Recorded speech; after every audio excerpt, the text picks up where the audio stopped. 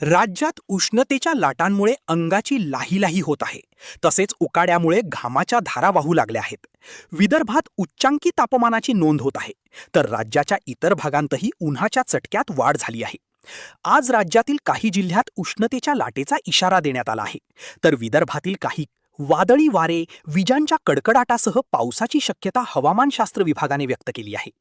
मराठवाड्यातील छत्रपती संभाजीनगर, जालना, परभणी, बीड, हिंगोली आणि नांदेड जिल्ह्यात उष्णतेच्या लाटेचा येलो अलर्ट देण्यात आला आहे.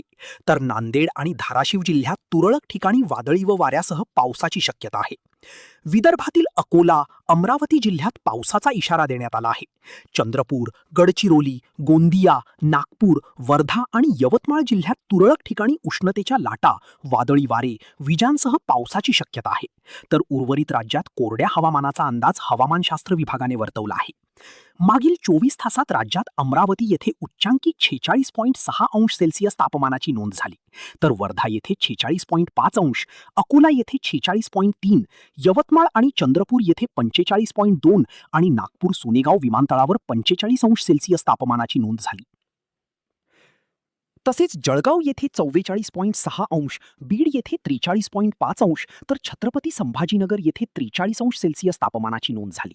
तर देशात पूर्व उत्तर प्रदेशमधील बांदा येथे उच्चांकी 47.6 अंश सेल्सिअस तापमानाची नोंद झाली.